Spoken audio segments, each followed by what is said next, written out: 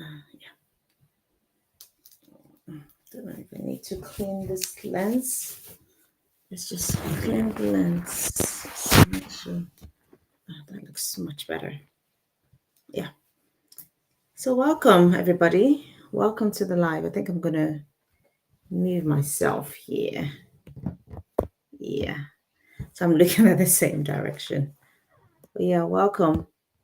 If you have your questions ready for this NHS Live questions and answer session, just drop your questions here and I will start answering them. So this live is just about the NHS, questions and answers for the NHS. So yes. So drop your questions. And I don't think I have anything prepared per se with regards to the today's live session. But I just wanted to just come on here. I did promise I'm going to try and come on at least once a week or twice a week. I think I did one on Monday. Okay, no one is here. I'm talking to myself. Yeah. Hi, welcome. Hi, Jermaine, welcome. Okay, swept away.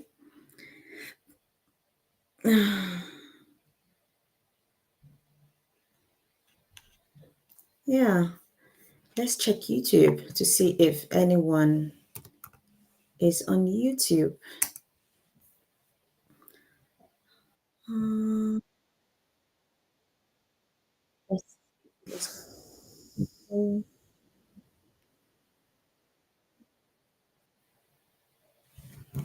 Okay,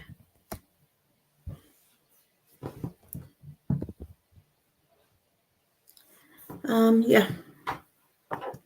Welcome everybody. Welcome, welcome. Please stay in the live because this live is about the NHS and valuable tips will be given during this live session. So yes, if you want to be part of this live, do stay on.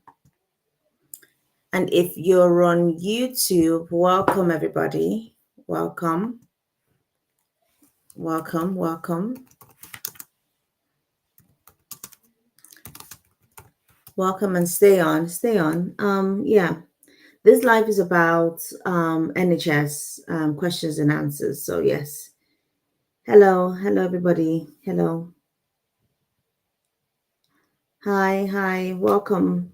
Do stay on. This live is about NHS questions and answers. If you have your questions ready for this live, do ask me, and yeah, I would try. Yeah. Someone is asking me on YouTube that what is the major thing that NHS is looking for in their job application form that can earn you a short list for an interview? Hi, Agatha from Facebook. Sorry, from YouTube. Yeah, with shortlisting, you would need to ensure that you've answered the supporting information.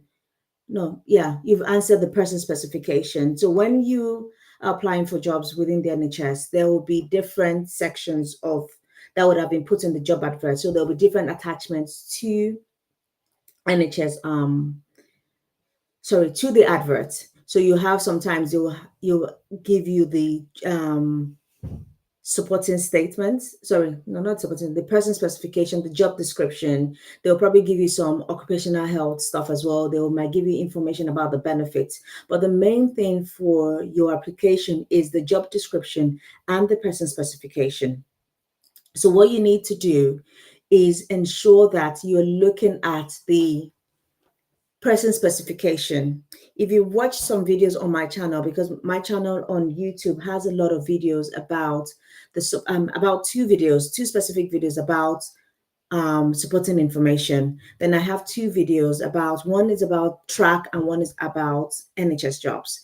So if you look at the supporting statements section of things, you'll see that I've broken it down into different sections. So you look at the person specification that has been given to you for that job advert, and you look at it in terms of the qualifications, sometimes the experience, the personal attributes, or knowledge and skills and things like that. Depends on what's it called? Depends on what Let me try and think of the right word. Depends on what has been asked, or depends on how they've broken it down into, will determine how you answer that question. So what I would want you to do is go into the person specification. Where they said qualification, there'll be different bullet points in there. Answer that under qualification properly. Then you go to the next one, experience. Answer each of those bullet points one by one. Then you go to the skills, answer each of those person specification, remembering to ensure that the maximum amount of words when you're doing your applications on track is 1,500 words. So you need to ensure that that's done there. So type out the hearts on TikTok for these live to be shared to more people. So if you tap on the hearts, it would help this live to be shared with more people, and more people can come into the room, and we can benefit from different questions that you might not even feel that you need to ask. So that's what you need to do with the supporting statement. I do offer this one-to-one consultation service as well, where I help you write your supporting statement if that's what you're interested in. So if it's something that you're interested in, drop me a message. This is my email address, Agatha. Just type in.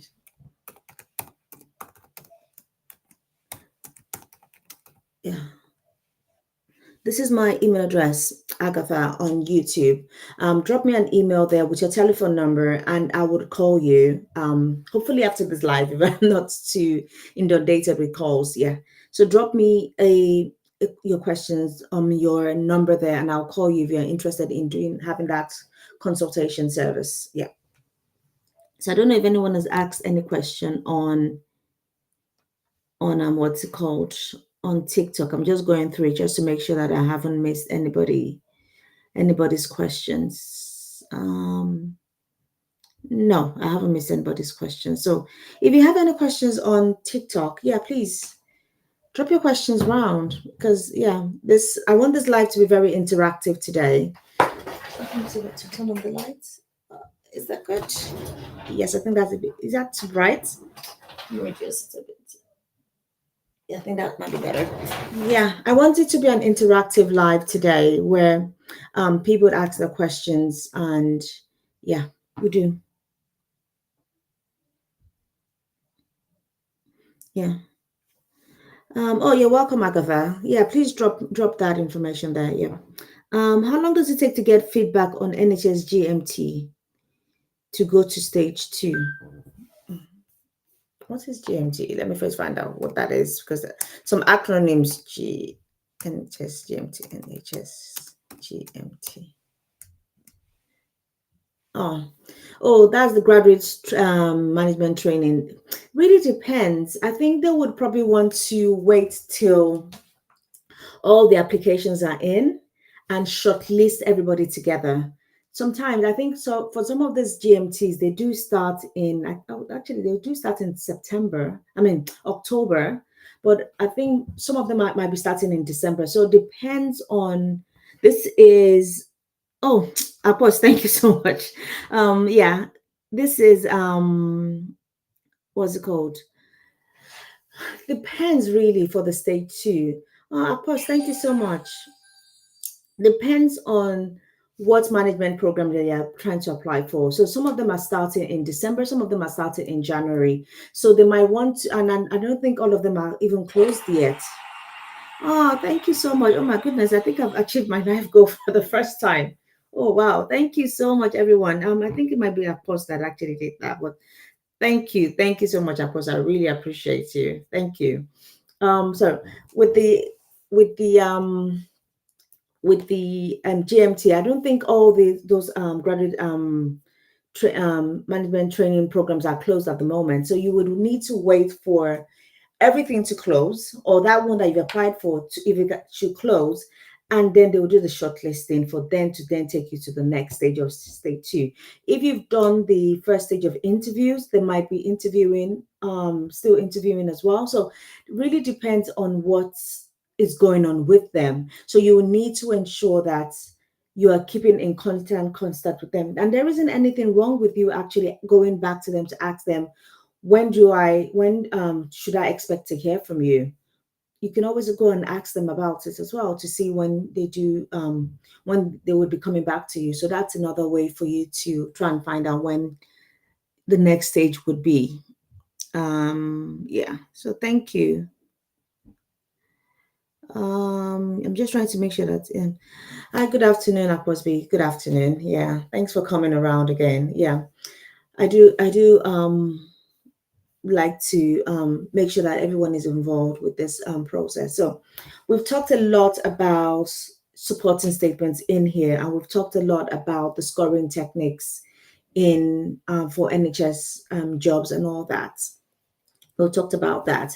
So with NHS jobs, we need to ensure that, or track, or NHS recruitment, we need to ensure that we are in line with what this person specification is. If you miss it in this person specification, you can't really get shortlisted. So your person specification or your supporting information has to be tight, has to be really, really good.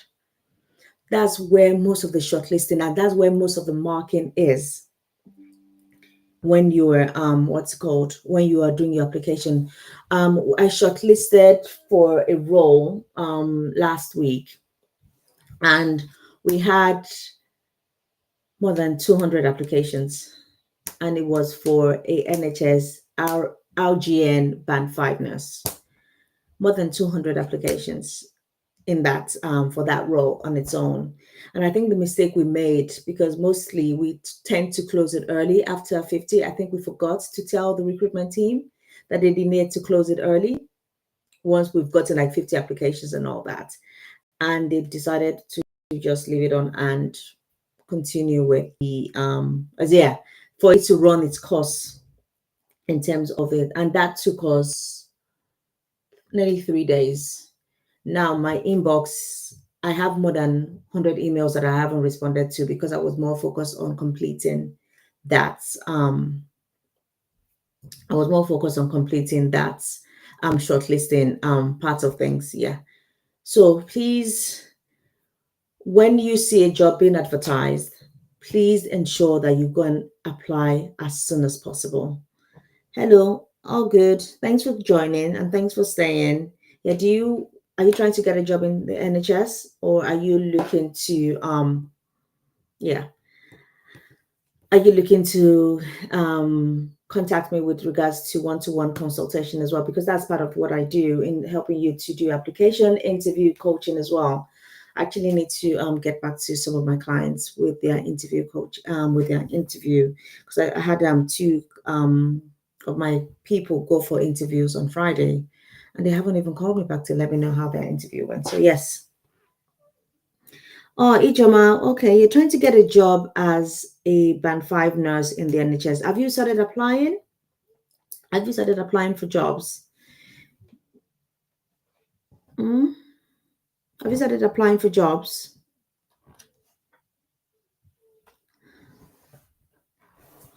So what has your experience been in the NHS at the moment? I'm trying to see if I can actually even add you on or invite you to come. Um, pin and notice. Um,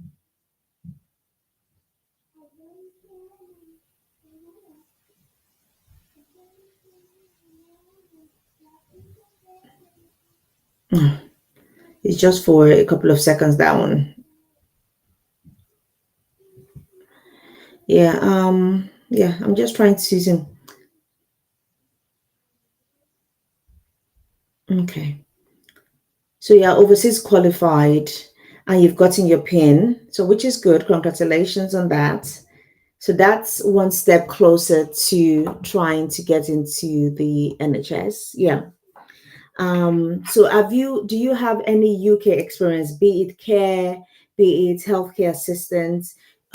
Why is this thing so high up there? Do you have any experience in even not even in the NHS, even if it's a care home or yes, do you have any? I've applied, I haven't gotten any interviews. Yeah, it does happen.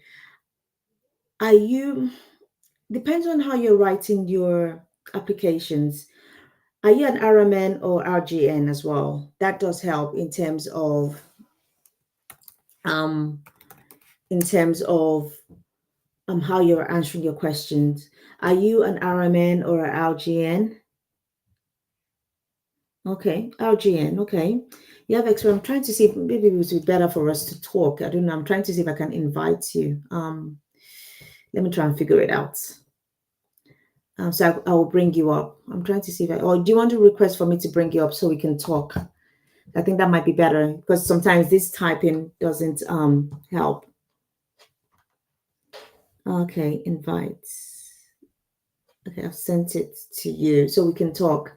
So that way it's a bit better to have kind of like a mini consultation here, to see if I can help you as well. Um, okay. Okay. So you're coming up. Yes. Hello. Hi. Hi. Okay. I think this will be better for us because typing on TikTok is always quite short things that you can type there. Yes. Okay. So what's the problem? Okay, so I've just been applying to Yeah. different jobs as a band five nurse here in the UK. Mm-hmm. I'm on visitor's visa and I state that in my application. Okay. So far, I think I got only one interview, but it was as a part time, so they were not offering sponsorship, and that's Oh. how I lost it. But I did well in the interview, Oh. according to the recruiter. Oh, that's good. So at least you've had that experience. How was that experience in terms of you interviewing in the UK and you interviewing for roles in, I guess you're Nigerian based on your name. Yes, Okay. Nigerian. How was the experience for you? Um, I think in the UK it was straight to the point. They Mm-hmm. wanted to focus more on my Yeah. capabilities, my qualities, what exactly I have to offer, and how it aligns with the trust.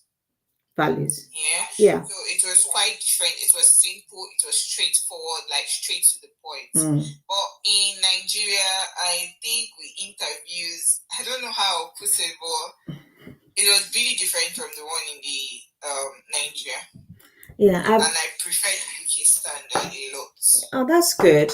I've never worked in Nigeria, so I wouldn't know how the comparison is, and that's why I like to hear people's experiences, not just Nigeria, because I have clients from different places. I have Indian clients, I have Ghanaian clients, I have other people, as in I think I had one Sierra Leonean as well, as in terms of how we interview in the UK and how they interview back home or wherever they're from.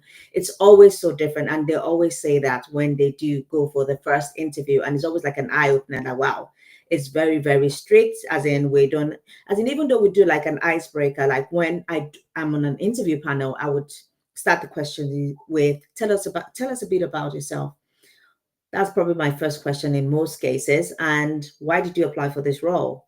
That's most like the second question. So that like icebreaker questions. That's kind of to help you feel relaxed. And then we go straight into so based on this, we now do competency based questions back to back. But what I started adding now to my interviews, and I've told the hiring managers to start adding tests. So different kinds of tests based on the role that you're going for. So yeah. So with you been having that visitor visa, I'm not saying it's impossible. It's possible for you to get sponsorship, but it's a bit tougher. And the fact that you are currently on a visitor's visa as well, that makes it a bit tougher. In not a just a bit harder in a way because in the UK now or in the NHS, they are tightening the purse strings in terms of the amount of money that they're giving to each trust. So each trust is now having to cut costs. And this is from me that I work in an NHS organization and us having to do a lot of organizational changes and restructuring within each teams. So as a result of that, where we had 10 roles before in a team, we can say we're cutting it down to seven, and those remaining three people, we're going to try and fix them into other teams that don't currently have the full headcount. So for example, maybe in the theater team or in the acute team now, they're meant to have 10 staff, but at the moment they only have five. And really in that team we're cutting it down to seven. So those people that were cut from that other team, we'll try and move them into that other team, and that will just be one more space left. So out of that one space that is left, we'll now externally advertise that role, and is that role that more than 50 people or more than 100 people would want to apply for. So I think that's what makes it a bit more competitive. But if you are able to show that you are the best candidate, in most cases, if you are the best candidate and that organization does offer sponsorship, they will take you on. Sponsorship within in the NHS, it costs less than £2,000, really, for the sponsorship, the amount of money we have to pay for that sponsorship. So it's okay. That was the last. I don't know the new figures actually. Tell a lie from July, because we hadn't yet sponsored anyone recently, but that's how much it used to cost before July. But I'm not sure if the money has changed. The amount of money has changed now. So you need to just ensure that when you are sitting that interview, you are giving your 110% during that one. And I say to most of my clients that please ensure that we're not wasting our time applying for a job that we know they're not going to sponsor us. So before you put in that application, the recruiting manager's email address or telephone number is always there. Call them and ask them, or call recruitment and ask recruitment, are you offering sponsorship? If they say no, is there any chance, if you're unable to find the right candidates within the UK, would you be open to offering sponsorship? That would tailor you to decide if you want to actually waste your time in sponsorship. When my trust, we were not offering any sponsorship, and we saw that always, even till now, we'll still have loads of people still applying. Even though we'll probably say we have like prerequisite questions that that like kind of filtering questions at the beginning. Do you currently work for this trust? We'll say no. Are you going through? I'm trying to remember our shortlisting criteria. Are you going through redeployment, or have you been told your job is at risk? Either yes or no. Put it there. Do you need sponsorship? We'll put it there. Are you able to drive? Because if it's a community role, we'll post. Do you have access? Do you have a valid driver's license? Put it there. Do you have access to a car? We'll put it there. So with the access to a car one, it's quite simple, because in our trust we have something called fleets, and we have some pool cars as well. So you can always still use the pool car, but that access to a car is not the most important part. The most important part that we need from that prerequisite questions is, do you have a valid driver's license? If any one of those criteria from that front page, you don't meet it, you don't even get to move on to the next point, where you then start to put your application through. For some of our roles now, some of our teams, we have no more sponsorship. So that's now prerequisite questions that we put there at the beginning. So sometimes if you don't feel like speaking to the manager, you can then, as in our trust, that would definitely just filter you out from the beginning, and you don't get to go on to the next stage, because we can't offer you sponsorship. But we've realized, yes, we've realized that some people still lie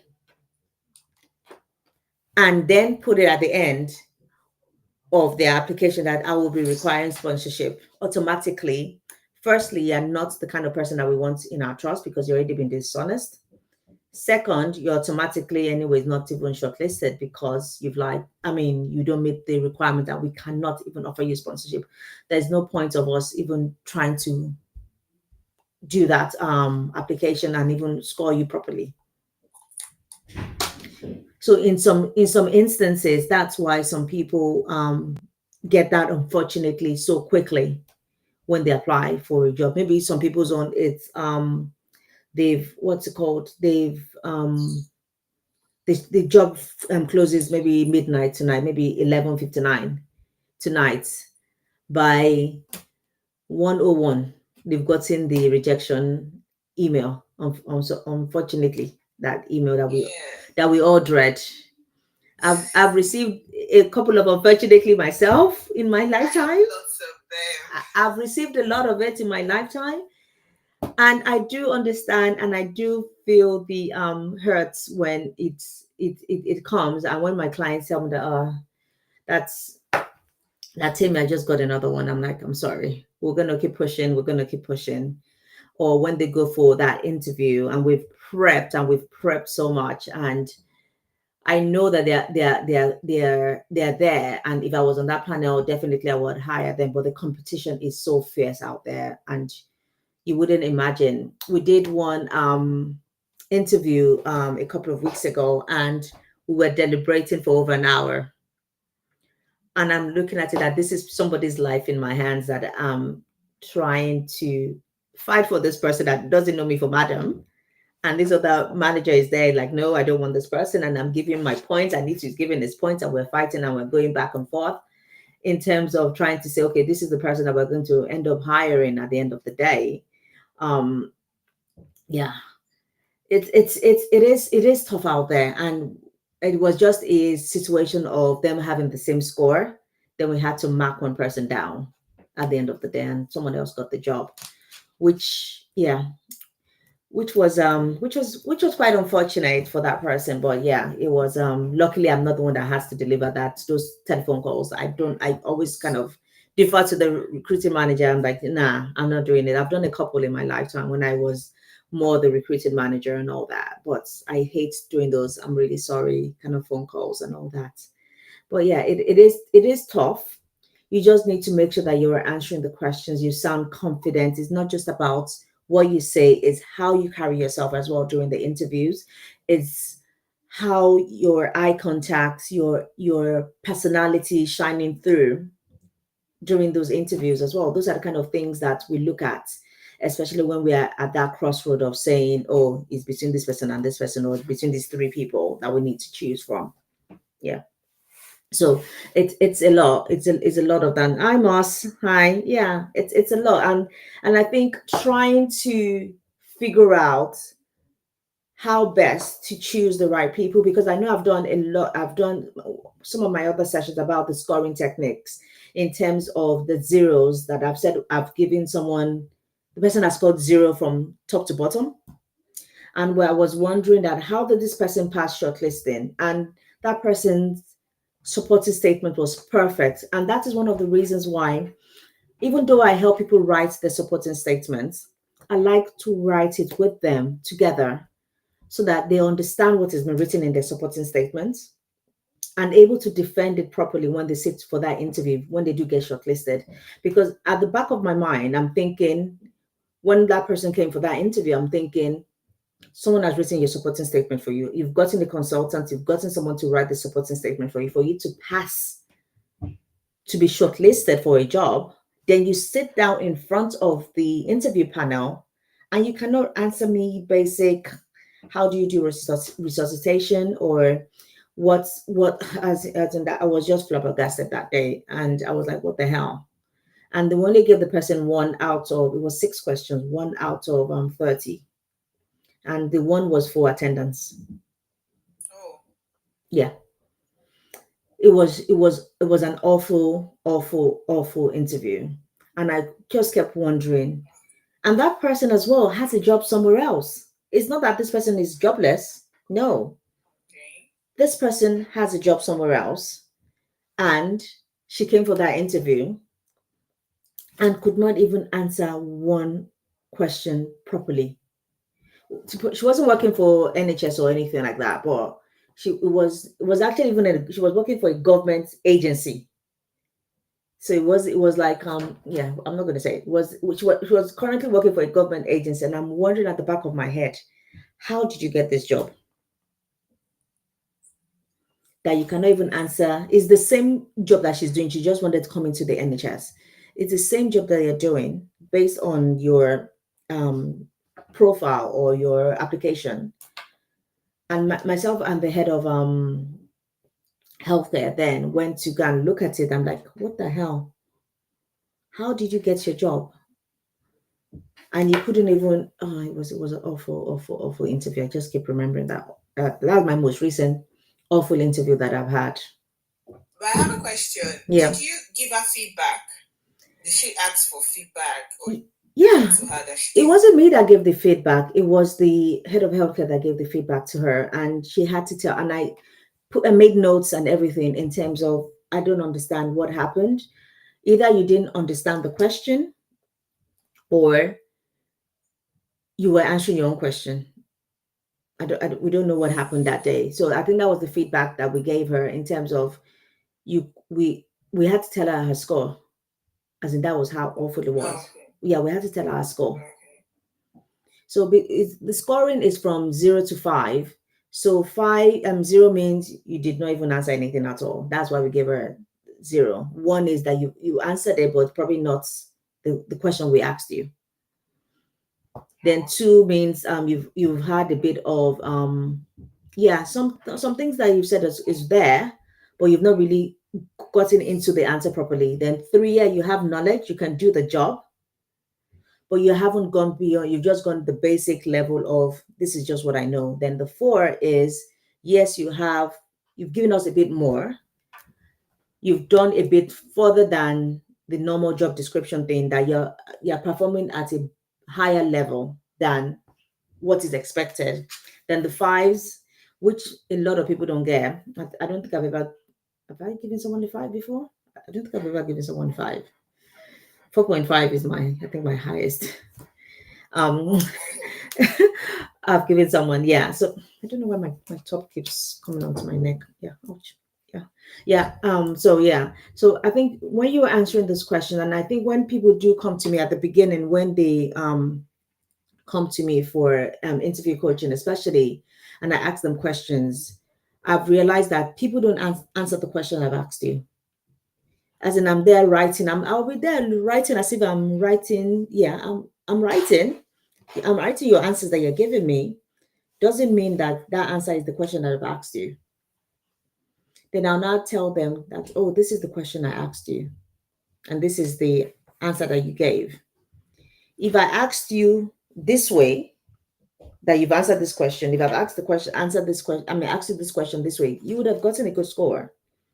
But based on my question that I've asked you, I'm going to give you a 1 because you did not answer the question. That's why a lot of people come out of interviews and say, oh, I thought I did very well, but you've not answered the question. And I think that's where a lot of people fall short, especially when it comes to interviewing. They don't answer the question. Oh, I think I keep looking at the other side. They don't answer the questions that they've been asked. They answer their own questions. So that's what it is in most cases. I'm hoping I haven't missed anybody's questions. Yeah. Yeah. I don't think Because so. the last interview I got, Yeah. the feedback she gave me was that I was really good. She said I answered the questions very correctly, but they just chose someone slightly better. And that Yes. would probably have been between a score of maybe 1 or 2 if she said you were really good and you answered the questions properly. That there's difference between you and that person would have probably been a 2 or 1. And that's Jesus Christ, it scared me. Can I have the pancake? Yeah. Sorry for disturbing your life. Yeah. Sorry, my daughter just scared me. Yeah. Yeah. So that would have probably been what would have happened. And if they were, and you did say they were not, what's it called? They were not sponsoring. Yeah, during the interview, she said that I'm not aware that it was a part-time job. Oh. I was like, yeah, but at the point when I submitted my application, I wasn't aware. Oh. And then she was like, are you looking for full-time? I was like, yeah. So I felt like maybe they were going to consider me for the full-time, maybe Yeah. at the end of the interview or something. So after the interview, she was like, she has to deliberate with, they have to deliberate both with HR and everything, and they'll get back to me. Yeah. See, that was a very nice way of her telling you that for us to advertise roles, let me tell you, this is the back end. For us to advertise roles, it would have gone through a lot of process. So, like I said to you, that for example, in this team now, maybe in the what's it called, in the acute resource team, there are meant to be 10 WTE. 10 WT means 10 full staff workers, or 10 different people. Those 10 WTE can consist of 20 people because some people are doing part time roles. So We've gone to finance to say, okay, we have 10 WTE, but at the moment we only have um, um, equivalent of what's it called, 8.5. So we only have 1.5 left. So that 0.5 is like half time, half of 37.5 hours. Okay. So that's what it is. So we want to advertise for just the zero point 0.5. And that one that is left, we want to absorb it and give it to another team or whatever we want to do. So that's, we're going to cut that out. Maybe another team needs that money, or we don't need that staff, and we're able to kind of manage in our team and all this. So we're going to give that, or finance it, you need to give back that one full-time hours back. So that hours is no more there. So by the time we now do the 0.5, we'll advertise the 0.5. And because they've taken away that one full-time equivalent, we don't have that hours anymore in our team. So for us to get any staff, we can only recruit for 0.5 hours. So when they advertise the job, there's no way they can get extra staff. The maximum that they can hire that staff is for that half 0.5. So no matter what they say to you there during that time, or maybe they've pulled out, they'll or finance. Maybe they're not even the one actively saying they want to give it up. Finance is the one saying, because like I said to you, we're trying to cost and all that. Finance has taken off that those one full-time hours from them, and they don't have that anymore. So for them to be able to get that extra people or that full-time back, they'll need to write a business case. They'll need to get the directors to sign off on it. They will need to get finance to sign off on it, and they will then need to get HR, me, to sign off on that extra time. Yes. So even though they've told you that, oh yeah, they're going to speak to finance or they're going to speak to HR, most likely they were not going to give them that role. They were not going to let them increase their hours. Before all this used to happen, we used to get an opportunity to over recruit. So then we could have said, okay, yeah, we would kind of get you on and we'll deal with finance later and we'll give you a full-time role and all that kind of stuff. But now that we're trying to cut costs and save money and all that, there's no leeway for all that thing. If we're advertising 0.5, it's 0.5. So if you know you need sponsorship, don't do those part-time. Don't, if they've said they're only advertising for this specific hours, that's what they have left in their budget. So there's no point really in saying, oh yeah, when that's just kind of brown nosing and trying to make you feel a bit better by saying, oh yeah, they will speak to finance. 90% they will say no. Finance will say no. They're not going to be able to increase the number of hours that they have left in that team. Okay. Yeah, so that's the truth. Understood. Yeah. Thank you very much for that Yeah. clarity. No, it's I all right. actually needed it. Yeah, because it's always good to have someone at the behind the scenes to be able to kind of guide you through and push you through, and that's what I do. Because I work in the NHS and I work in HR, so I know all these things, and I have approval rights and all that kind of stuff. So they do come to me to to seek approvals and all that. Yeah. Yeah. Thank you. Okay, thank you very much. You're welcome. You're welcome. Anybody else has any questions? Because I didn't want to just stay on the live without adding value. I didn't just want to just sit here. I think I have some phone calls I need to make, and I have some things I need to do. So yeah, if you do have any questions, please come on and let me invite you on. And you can ask your questions live as well. Yeah, if you want to come on, let me know and request to come on, and I would answer your questions as best as I can. So you have like free consultation with me. Yeah. Yeah. So this questions is about NHS questions and answers. Yeah. NHS questions and answers. I'm just trying to see properly. I keep saying every time I will say I'm going to wear my glasses. I thought I had my bag here. Every time I say I'm going to wear my glasses, but I never wear them. And I'm there squinting and trying to see.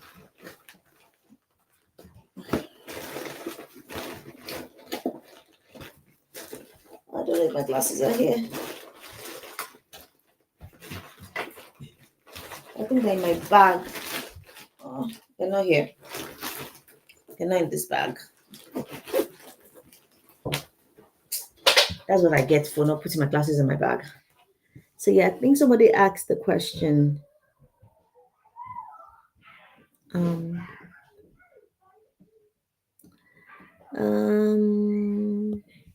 MJ said the job market is tough now. Currently on a band 3 and trying to move up to a band 4. Yeah, it is tough. It's tough because like I said, I've been saying the NHS is trying to save money. Every department, including mine, we are cutting costs. We've been asked to save over 100 and something thousand in my team, and we're trying to we're trying to save money. So we've had in the last week we've had meetings about us trying to save money and looking for better ways of restructuring our team. And as part of that restructuring, some people in our team are going to lose their job. They're going to be made redundant. So that's what we're facing at the moment for the whole of the NHS, not just nurses, not just pharmacists, including the admin team as well. I'm not sure if you guys heard about the NHS England teams, where I think NHS England is cutting at nearly about 50% of their workforce. So it's not just for you guys, it's also for us as well, in terms of that we do the admin back end stuff, and we need to prove our value to the organization for them to be able to keep us on. So yes, I'm going through that process as well. We're trying. I think we're HR is in a lucky space, or my team we're in a lucky space because we're involved in trying to design our structure, our new structure, and what is going to be in terms of cost cutting and cost saving. So I think I don't know if it's a good thing or a bad thing, because then you know if your role is safe or not safe, or if you know you should start looking for another job in another trust who is also facing the same amount of who's also facing the same thing as well. So yeah. So yeah, I don't know. It is tough out there, not just for nurses, not just for healthcare assistants. But if you persevere, there's still a lot of trust that are still recruiting. There's been a lot of restructuring in their teams where they are now able to recruit. People are moving from one place to the other. So that creates a gap in the system, and other people can be able to move into those spots. There's been a big shift from just getting in people to getting in the right people. That's why sometimes you will see some jobs that were advertised before being advertised again, and that's because they haven't gotten in the right people that they want to get in. For one of the roles, I think I did the interview about maybe last week or so. They went to adverts 3 times before we finally found the person that the manager wanted. She advertised that role 3 times before she finally found that person that she wanted. So you can imagine sitting through those interviews and then going to the first one, and she was like, "No, I don't like anybody here." But I'm like, "This person sounds a bit that. No, tell me no, I don't want it. Go back to adverts." Went back to adverts again. Interviewed, shortlisted, interviewed more people. Nope, so you don't like it. And this has been going on for the last nearly 6 months, trying to find that right person into that team, into that role. We finally found one. Actually, we even found two, which was which was very ironic. We found 2 people able to go into that role. The last one that we did, and I was so happy. I'm like, thank God I'm not doing this again, because I'm not. I told her I'm not going to help her to sit through those interviews because it takes hours and all that. Yeah, I did tell her that. No, yeah. So yeah, It is tough, but we can do it. If you have the right mindsets, if you have the strong applications, strong supporting statements, strong interview coaching, you can do it, and you can get up, you can move up.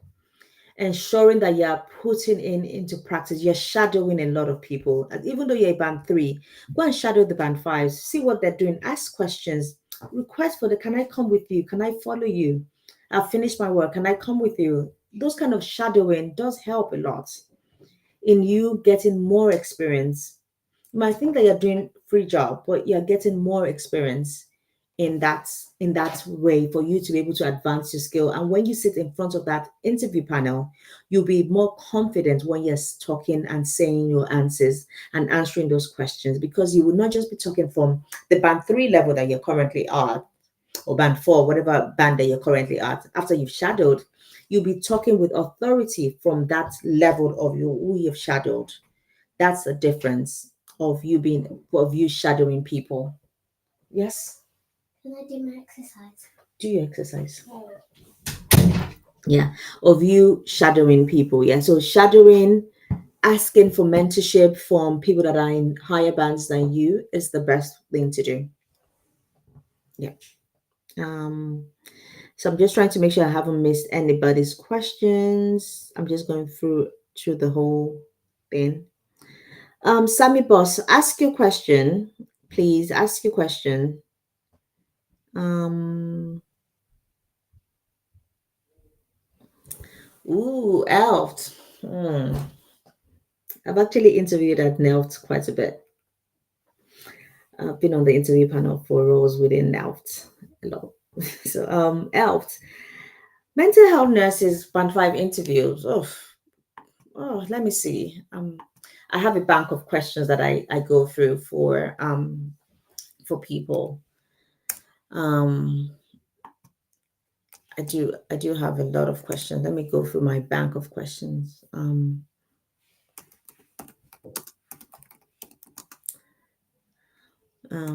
just trying to get it out.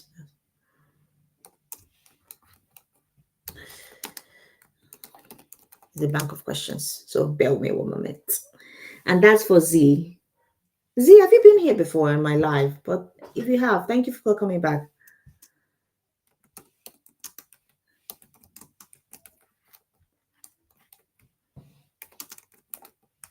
I'm just let's just get some questions for Z. For mental health, with mental health, it's going to be a lot about a lot of safeguarding questions. So be ready for safeguarding questions. So you ask about and communication as well, teamwork, and those are kind of questions that you'll be expecting. Also, you would need to talk about your delivery of care, your managing challenging individuals, or excuse me, challenging sure excuse me challenging individuals, or challenging family members and all that. Your data information, what's called data management as well. There'll be questions around working under pressure, quick decision making, things like that.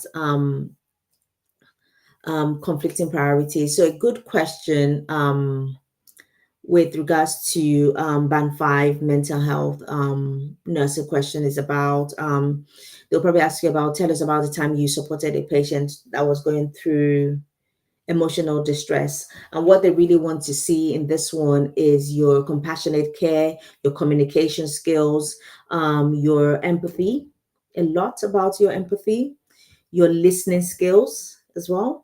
So they need to make sure that you are able to kind of show all that in that. Um, what's it called?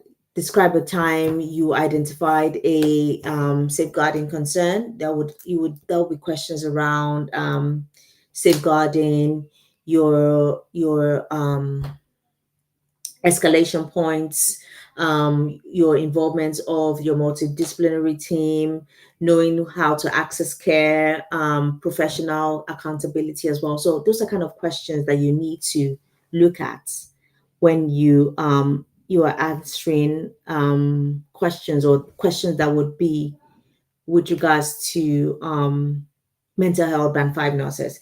So Z, what I would need you to do is go into your the job adverts and go to the person specification. They would have explained to you areas that they're going to be asking you questions on. So you can use that to prepare yourself for interview. And if you want like one-to-one coaching, I do offer one-to-one coaching, so you can engage my services for that. I would put my email address here, or you send me an email, or you send me a message on TikTok, and I will respond to you. I can send you my email.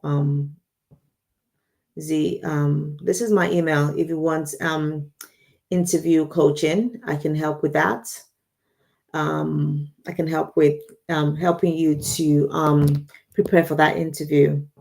It is a one-to-one consultation service, so it is a paid service. But yeah, we can talk. I've sent you my email address.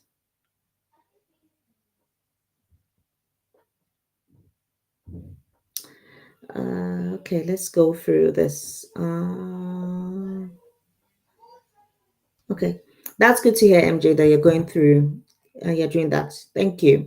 It does help. It does help, and that's the fastest way for you to get experience as well. So yeah, good thing that you're doing that. So Mary Okowe, you're working as a band 3, but my last show doesn't sponsor. I've gotten 5 offers. London, no sponsorship. I'm really sorry about that, Mary. It's I know it can be disheartening, especially when you're having all these offers, and that's really good on you for you to have all these offers. But like I said, the NHS, they are tightening their posturing, and they are only offering sponsorship to, maybe they had 10 sponsorship before, they could offer 10 people. Now they're only able to offer 5, and they are quite strict as to who they're offering those sponsorships to. When they do, I think what the best thing for you to do, Mary, is apply for the roles, yes. When they offer you interview, request to speak to, request to speak to the recruiting manager, and ask the recruiting manager, are you going to be able to offer me sponsorship, because I need sponsorship? Because there's no point in you going for that interview, getting that job and being happy, and them dashing your hopes and say, oh, sorry, we cannot offer you sponsorship. There's no point. I'm really sorry about that. But I'm trying to see how we can work this out in terms of the role that you're doing and trying to get that sponsorship. I think the best thing for you to do, Mary, is before you apply, call the recruiting manager, call recruitment, and ask them if they would be offering sponsorship. That saves you the heartache of being offered an interview and then not being able to offer you sponsorship, because I do know they offer band 3 sponsorship, but those band 3 is very, very limited. The number is very limited. So you need to be very selective as well for yourself before you just start putting in on all this application. But good on you for even getting those interviews, being shortlisted, interviews. And it's just quite unfortunate that you're not getting those roles because of that sponsorship part of things. I'm sure you're an excellent person. Hence the reason we've been offered the roles. You answered those questions beautifully. Yeah. Really sorry about that. But yeah. Tochi Mary, yes, you can. You can apply just to get that experience. You can. But I'll be wondering why you would want to do that if you're already a band 5. That means you're qualified. So why do you want to do an unqualified role? That might raise a bit of red flags in terms of why are you trying to do a why are you trying to do a band 4 role when you're a qualified nurse? That might raise a bit of red flags, and then the recruiting manager might want to delve a bit deeper as to why. But because with band fives, we understand that you guys don't have a lot of hands-on experience, because if you schooled here and you did your nursing in the UK, you'd have been offered placements and all those kind of things. You'd have been offered placements and those kind of things in while you were studying for your nursing, for you to be able to get your pin. So you'd have had that a bit of hands-on experience if you studied here. But if you studied abroad and you got your pin through OSCE and all that, then we might say, okay, yes, maybe you might need a bit more kind of hands-on training for your role. But the thing about the NHS is that we do not just, once you start working today, so first, for example, today's your first day, we wouldn't just throw you and just say, go and do the job. No, that's not what we do. You will be supernumerary for a couple of weeks at least before before you before you start working on your own. You'll be supernumerary. You will have someone to be your buddy. You will have someone to be your mentor during that time. Mostly supernumerary, at least in my trust, we do it for at least 12 weeks. And even after 12 weeks, we see that you still need a bit more help. We will not take you off that supernumerary. We just need to ensure that you are safe in your practice and nothing happens, because you don't want a DIC.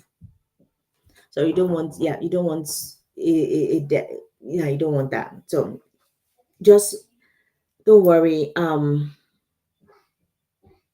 Don't worry about applying for a band four. I think if you're qualified, have that confidence that you would be fine to be able to go and do that band five role and apply for the band five. Have that confidence in yourself and you would be fine. Okay. You're not going to be left alone to do it by yourself, at least for the first 3 months or longer. Some people do it for 16 weeks. So you would have that support system in place for you. Okay. Good, Mace. How do I volunteer as an HR analyst with NHS? I think you can ask. You can go into recruitment and ask them. There's some bank roles in HR that they may need people. So you can go in and ask. Send.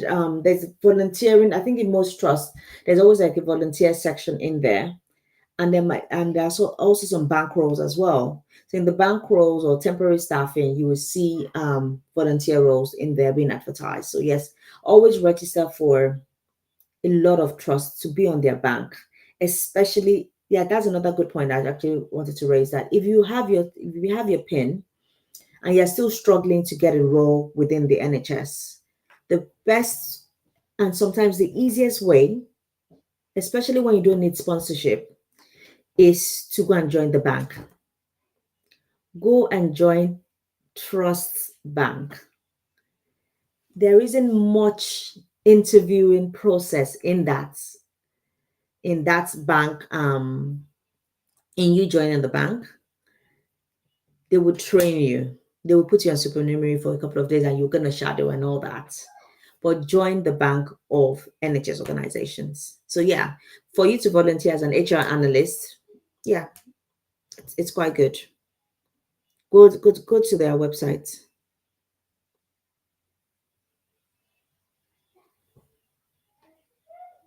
Yeah, King. At Mary, you have to move a notch up to band four. Even at band five, getting sponsorship is hard. Yeah. Yeah. So it is hard, like I said. I think I've said it before. It is hard to get that sponsorship, but it is possible to get it. There's still a lot of trust still offering sponsorship. There's still a lot of trust still offering sponsorship. So you just have to be very strategic in your application and applying to the right organizations that are offering the sponsorships. Yeah. Can someone get a sponsored job while on a visit visa? If the reason for the visit is to try and get a job, yes. Because sometimes you have to come in. There are some organizations that want you to do face-to-face interviews. So you're going to have to come in through one way or the other. So if you visit and you've already stated in there that you have a visit visa, but you're trying to get a job, You can always apply. Apply. The worst they will say is what? No. Apply. Even if you have a visit visa and you already have all your qualifications ready and all that, you might have to go back home to your country to regularize yourself in terms of once they offer you the sponsorship, then you have to travel back to your home country to get your visa, because I don't believe you can do it from being in the country. You have to go back home to get your visa once you've been offered the sponsorship. But yes, you can get it on a visit visa.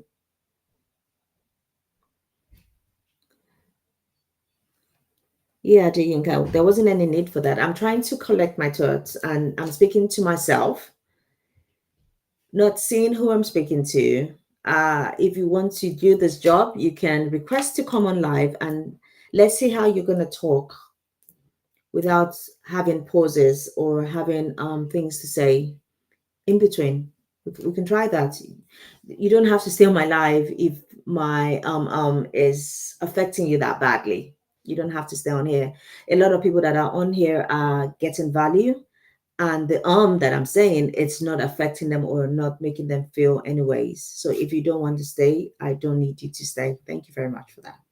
And thank you, King, for helping me to reply in, because there wasn't any need to be rude, and no one is forcing anyone to be on this live. I do appreciate each and every one of you that have come on my live and have come to make any what's it called, that have made comments, that have asked questions, and that's what this live is about. Me giving my insight as an HR professional to try and help a lot of people that don't know how to navigate this NHS system, especially if you're new into the country and don't really understand what's going on and how to navigate the system and get into the system properly. I would give you the real advice, I would give you practical tips, and I would give you the truth, really, because I work in HR and I work in the NHS. So, yes, that's what this life is about. So, if it's not for you, you're not being forced to stay here. Adeyinka Daniel. You're welcome, Z. I'm just going through all my messages just to um see if I've missed anybody. Oh, Mary, you're welcome. You're welcome. You're welcome. Before I forget, I also have a YouTube channel where I give insight into interview questions and answers, insight into the NHS, things to do with the NHS, benefits, different things. I have a lot of videos on my channel on there. So do well to go and follow me on YouTube. It's your HR ally on YouTube. And I have loads of videos on there. So yes, that's another one as well that can help a lot of people preparing for their interviews that might not be able to afford my services, because I do that one-to-one consultation services for interview questions and answers when you're trying to get into the NHS, once you've been invited and shortlisted for an interview. Yes, I do that one-to-one service as well. We've already reached our 1 hour mark, which I said I was going to try and pop off after that. Plenty Mercy and Peace. Yes, I can definitely help you with that interview. I do, like I said, offer that interview coaching. So this is my email address. Send me your telephone number. I've sent you my send me your telephone number and we can talk, and I would let you know what my availability is. My availability is actually closing up. Having to turn people away, but if it's interviews, I think I can still do a bit of, I think that's maybe one or two more spaces for interview coaching. It's a supporting statement, one that I'm struggling a lot with in terms of finding the time to kind of take on more clients. I need that, but doesn't mean I'm not going to be freed up soon. But yes, it's that. Yeah. So have I replied you? I think I have. Plenty Message and Peace. I've sent you an email. I replied to your comments with my email address. So send me your telephone number to my email address, or you can reply me here as well. I pick up my comments here as well. My chats here, I pick them up here as well. So Jolly Fumzi, you said I'm new to the UK with a student visa and I need a job, and a job, like seriously, okay, you need a job. Everybody needs a job. I need a second job as well. But seriously, in terms of you being a student, you know you can only work 20 hours a week during your when you're in school. And during the holidays, you can work as many hours as you like. What I would suggest that I get, like I just said, is try and get into the bank for NHS organization. There are domestic staffs vacancies like band twos, band threes that are part time that you can get into. Bank shift in the NHS.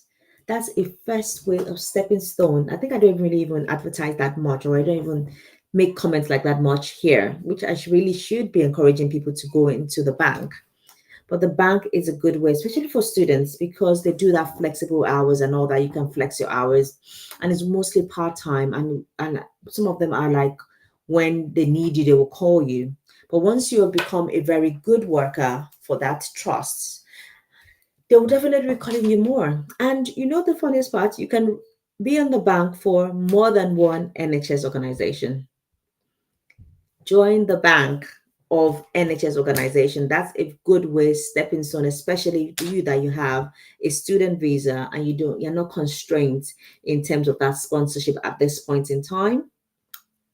Get into the bank. That's how you get into the NHS and how you make your connections. By the time you're like, sorry, for example, if you want to do like a band two, like a porter, like a cleaner kind of role, that's how you meet all these nurses. That's how you build rapport. That's how you let them know what you're doing. That's how they would let you know when things are popping up in their teams, in their departments. Have that connection. I think that's the right connection. You're connecting yourself with different people in that trust. That would definitely help in securing your future if you want to stay on in the NHS. And the NHS pays great. There are loads of benefits. But if you're a bank staff, you don't have that NHS benefits kind of stuff, but it's still a good place to be for work. It's a good one, yeah. So plenty is more. Okay, Jesus boy, you said I'm a graduate nurse from Nigeria, also a student nurse in the UK. Could you help me with a job? I could help you with a job, but we're gonna need to discuss and see what you need, and I'll see if I can help you. I'm replying to you. This is my email address. Send me your email. Send me an email with your telephone number, and we will take it from there. Okay? So there's no need to cry. If you're a graduate nurse from Nigeria, you're also a student nurse. That means you already have at least some rights to work while you're studying. So we can take it from there. Like I just said, the bank is your friend. Don't join NHS professionals now. They take all your money. Join the bank directly. Because what most times they do is that with the bank, once they know, especially since you're a student nurse, once they know that you're in the bank, they always encourage you to then apply for roles once they come out. You'll be one of the first people to know that job roles are going to be going out. And since you already work in that trust, you are more likely to get that job because if you're working on the bank, that means they've trained you to their specification. So when you're going for that interview in that team, they already know you. So that's in a way, you already have a preferential treatment from that team if you're going to be applying for that team. And even if you're not even going to be applying for that team and they've seen a role in that trust, oh, my mouth is hurting bloody. I've been talking too much this week. Even if you're not even applying into that team, that team members of that team, they have friends within other departments. So if you're applying for a role and you're already currently working in the bank and you've been working in a bank in a particular team, but you've been working in team A, but team A doesn't have a job, and you saw and the bank staff are already telling you that, oh, well, I have some jobs that are going to be going out permanently, that apply for the role, and you apply for the role, in team B. You tell team A people that, oh, team A, I've applied for this job in team B. Could you please put in a good word for me with your friends there? That's already giving you preferential treatment. And in as much as we try not to say it, nepotism does happen in the NHS. We do tend to go based on recommendations sometimes. We do, especially if we've trained you and you're trying to get into the role permanently, especially for bank staff. So it's always good to be on the bank. Do UK still sponsor healthcare assistance from Nigeria? The truthful answer to that is no. You have to currently be in the system. You have to currently be in the system for us to, sorry, just replying to my people on YouTube, for us to currently get you into the for us to sponsor you. Sorry, my YouTube is also popping off. YouTube, I'm just giving 1 minute to finish answering this question and I'll come to you. For you to what was I saying now? For sponsorship from Nigeria. Yeah. So the way the sponsorship thing is working, because a lot of people in the UK currently have lost their sponsors, or the sponsor license that brought them into the country, they don't have it anymore. Organizations are encouraged to try and recruit people from within the country first before going abroad or going to another country. So situations of them bringing you from abroad, or situations of them sponsoring from like Nigeria, is very, very slim. I've seen where people are charging ridiculous amounts of money. We're not going to talk about that in this live, no. But sponsorship for from healthcare assistance from Nigeria is very slim. They will want to sponsor people that are currently within the system first. The system meaning in the UK, before they bring in people from abroad. So there's a question from my YouTube. I know I'm squinting. You are now Gamo Jobber, you're an aviation lawyer and you'd like to move to the country and install a corner clock with, okay, I'm busy. One it. Yeah, sorry. I'm just going to reply to this person.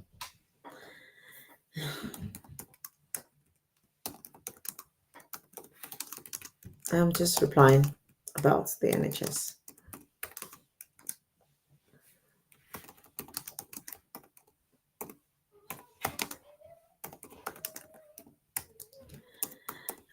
Apologies. Sorry, guys. I'm just replying to my YouTube comments.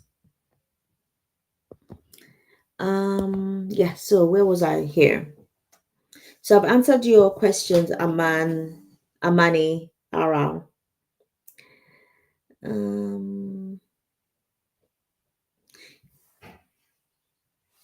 So Jesus Boy, you said, where do you see the mail? I've replied to your comment. So my email address is the Human Resources Playbook, or reply to me here if you're struggling to see my email address. The Human Resources Playbook at gmail.com.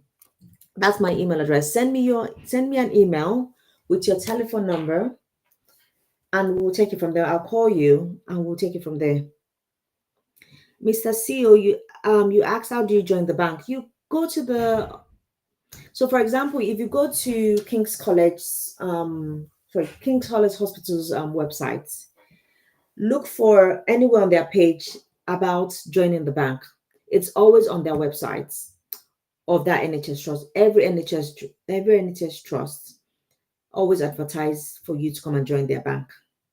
So go on to their website, whatever NHS trust you're thinking of, and join and check for where to say join our bank, or try and call recruitment or call the switchboard and they would be able to guide you where to join the bank. And that was the question for Mr. CEO. Oh, thank you very much, Larry. Oh, Uncle Larry. Thank you, Uncle Larry. Jesus Boy, I've sent it again. I hope you can see it. If you can still see it, let me know. Yeah, I think I've answered everybody's questions. We've been on here for over an hour. I do try and say I want to do an hour each Saturday. we'll try and answer those questions as quickly as possible. But yes, Jesus boy, have you seen the question? Thanks everybody for the follow as well. Thanks for the likes, thanks for the hearts. I really appreciate it. So I'm not sure if you guys still have any more questions. If you don't have any more questions, oh, thank you so much. Thanks for coming. So if you, I think I'm going to stay on for another maybe 5, 10 more minutes maximum.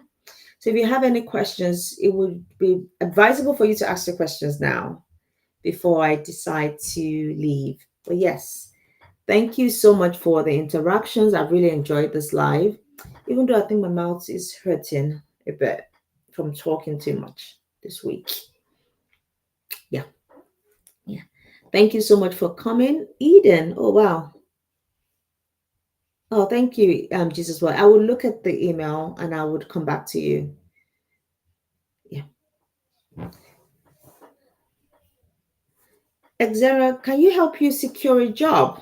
I can try in helping you, putting you through the process, but I don't have jobs that I give out to people. We can try by ensuring that we apply properly, we are ready for the interview, and we're prepared properly. As a registered midwife, yes, we can try and I can try and help you. So if you need my services, this is my email address. Send me your email. So send me your number. I've replied to you. Send me your number and we'll take it from there. We'll talk and we'll be able to go from there. Yeah. Securing a job for a midwife, it's possible. We would have to look at your application, so your supporting information. Then we'll definitely look at interview prep as well. So we can take it from there. So yeah, I've sent you my email, so we can do the one-to-one consultation, and I will see what you need, and I will see if I can help you as well. So it depends on what you need and what help I can provide to you. So yes. So yeah, everyone okay? Thank you so much. I really appreciate the interactions with the live, the hearts, the meeting up my goal, my life goal. I think today was the first time I actually met my life goal, and I'm really appreciative of that. What else? Yes, and the hearts as well. So thank you so much, everybody. I really, really do appreciate it. Yeah, I tend to play with my ring quite a bit. So yes. So, oh, you're welcome. You're welcome. You're welcome. You're welcome. So if there isn't any more questions, I will sign off in like 3 minutes because I'm looking at my stream. I'm looking at my stream and saying, okay, if there's any more questions. Oh. Some people's questions were being filtered, so I'm not sure what some people are saying on here. I do have strict settings for not being offensive or all that. So yes, thank you so much for sending in your comments and the hearts and the interaction, for being part of today's live as well. I really do appreciate it. You're welcome, Jesus boy. I will call you shortly. My mouth is really hurting me though. I think I've been talking too much, interviewing and my meetings. I've had a couple of meetings this week, and I think here is hurting me for some weird reason. I think too much talking. Yeah. Yeah. So if there isn't any more, I want to log off at what's it called? 1:20, as in 1 hour 20 minutes. So I think I'm just kind of stepping back a bit and just waiting a bit for anyone that has any questions that want to ask me, and I would be happy to answer you. I should have brushed my hair properly, but yeah. But thank you, Abena, for joining. But I'm about to leave. I'm about to leave. So if you have any questions, I would suggest you ask me now before I go. Yeah. But thank you so much, the party queen, for coming. Thank you, Lord, for Marianne for joining, Mutale for coming. But we're about to leave. I'm about to end this live now. It's about NHS questions and answers, interview help, understanding the scoring within NHS and all that. So that's what this my live really focuses on. So yes. Oh, thanks for the follow as well. I don't think I said thank you to everyone that's followed me. So please check out my YouTube channel. It's Your HR Ally. Subscribe to my channel, like my videos, watch them. They have loads and loads of informations about interview questions and answers from band twos to band sixes. I think I'm going to have, I'm not sure if the video is live about the midwife scenario based questions and answers as well. So loads of questions on there that has to do with the NHS. And I wanted to start a series about some really intense, not intense, NMC rulings about some nurses that have gone crazy. Yeah, so yeah, definitely. Go and watch my YouTube channel. It has more information, more videos about interview questions and answers. But yeah, thank you so much. Thank you. Thank you. I really appreciate it all. So if there isn't any more questions, I would like to sign off today and say thank you, everybody, for coming. Thank you for your support. Thank you for interacting. I keep saying it over and over again, but I really do appreciate it because you guys could have been somewhere else watching other people's live, but you decided to stick with me, especially the ones that have stuck with me from the start to the finish. And if you've just joined, thank you for coming.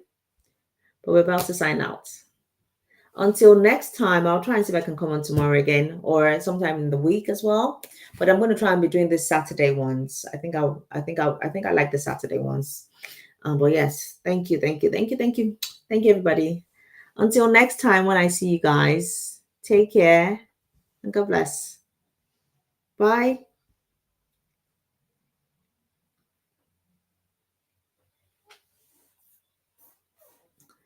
And thank you, everyone. Thank you on YouTube. I hope I haven't missed anybody's question on YouTube. Yes, I don't think I have. But yes, thank you so much. Thank you so much, YouTube. Thank you for the interactions as well. I really do appreciate it. A lot, a lot, a lot, a lot. Thank you. Bye, everybody.